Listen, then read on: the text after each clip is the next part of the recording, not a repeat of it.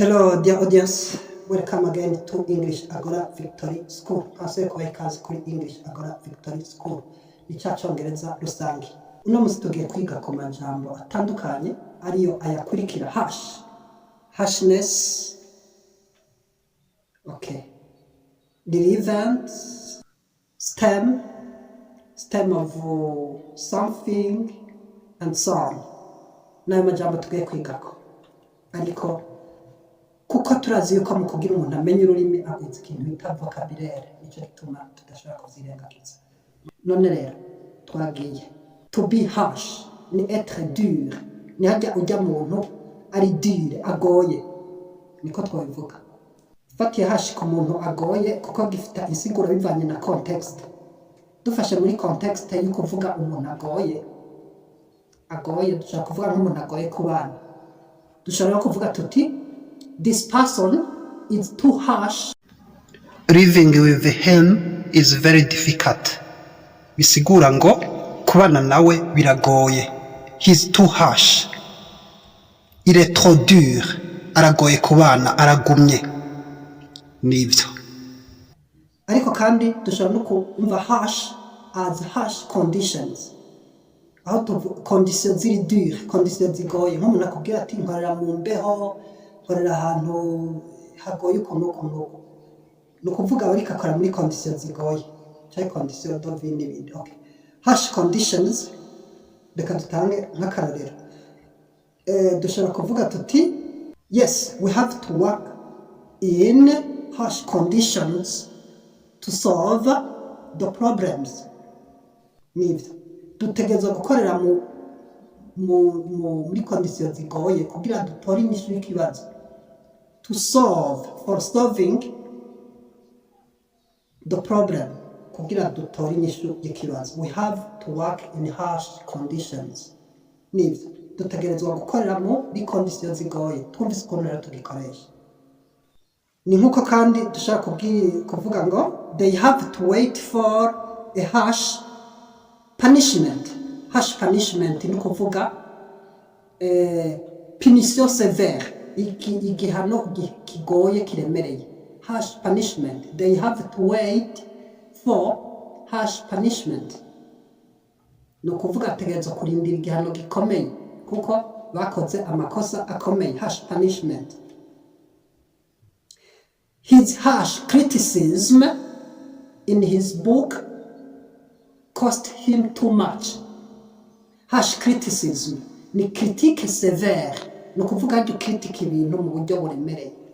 Il lui a coûté cher, byaramugunze kuko yakrititse mu buryo bukomeye mu gitabo ciwe. Harsh criticism. Nibyo. Turashaka no kuja ku rindi jambo ryitwa relevant. Relevant nk'akarorero, relevant question. He has asked a relevant question. No kuvuga il a posé une question pertinente. No kuvuga yabajije ikibazo cy'inkora mutima. Relevant question ni ikibazo cy'inkora mutima. This question is relevant. Cette question est pertinente. Okay. Ni ngindi term shagu iririye na ijyanye na relevant. N'akarorero, a relevant day ni ukuvuga jour décisif, nk'ujya munsi mwarahiye mu karengwa muti turatsinda. A relevant day for competitors. Nica urumva n'umunsi abantu baba ari décisif. Nk'akarorero, for example, turashaka kuvuga igihe cyo muri Syria. Friday was a relevant day for Syria riots. A relevant day naho ni ikintu umunsi w'inkoramutima, ni ikintu cy'inkoramutima. A relevant day. This was a relevant day. Uwo munsi wari inkoramutima. Ni ukuvuga niyo wari ushingiye, niwo igikorwa cyacu cyashingiye ko cyane kuruta ibindi. Ni a relevant day, a relevant month. Maybe nawe ushobora kugikoresha. Relevant rero ni atakurembaza. Relevantly, we have to make effort for development. Significativement, nous devons faire des efforts pour le développement. Nibyo dutegereza gukoresha ingufu mu iterambere. We have to make effort for development. Nibyo tujya tuza ku kindi nacyo cyitwa scapegoat. Scapegoat ni icyo bita mu gifaransa bouc émissaire, icyitwazo, pretext. Naho dushaka kuvuga that's scapegoat to justify your failure. Nibyo ati cyo ni icyitwazo pour justifier ton échec. C'est un bouc émissaire pour justifier ton échec. C'est un bouc émissaire pour justifier ton échec. That's scapegoat to justify your failure. Ça, c'est un bouc émissaire pour justifier ton échec. Icyo ni icyitwazo kugira wisigure ku byakunaniye. Nibyo. To stem nayo ni contenir, endiguer, lutter contre quelque chose cyangwa résister. Endiguer turabona yuko nka endiguer une maladie, gukuraho indwara. To stem, the verb to stem. Try to stem inflation. Gerageza gukuraho inflation, iduka ry'ibiciro. To try to stem inflation. Ariko kandi hari n'ikindi nacyo gisigura stem of banana, ni ukuvuga ijya tije,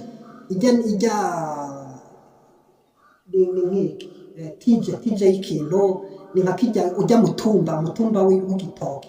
Stem of banana. This stem of banana is too big. So tronc de bananier est trop grand. Ni ukuvuga iyi ntimbatimba y'inoze umutumba w'igitoki ni munini. The stem of banana is too big. Nibyo.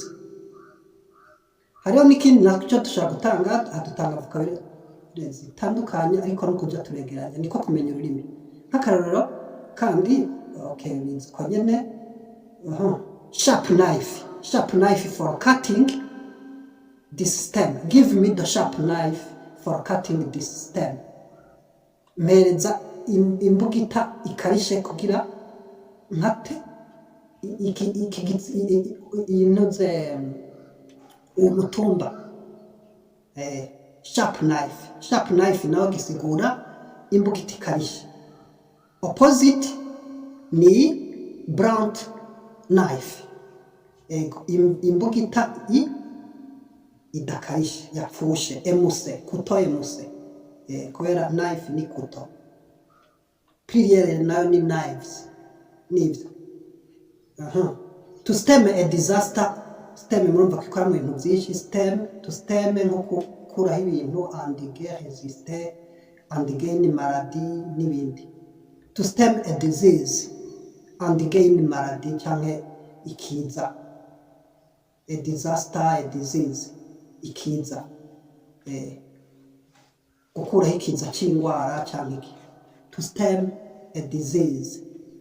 Mugende mugira subscribe cyangwa s'abonner.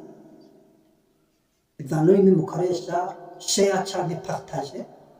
Mubihanahana like na commentaire kugira tumenye icyo dukwiye guhindura. Tukaba dushimira n'Imana yadushoboje kino gikorwa hamwe namwe. Murakoze naho hanyuma.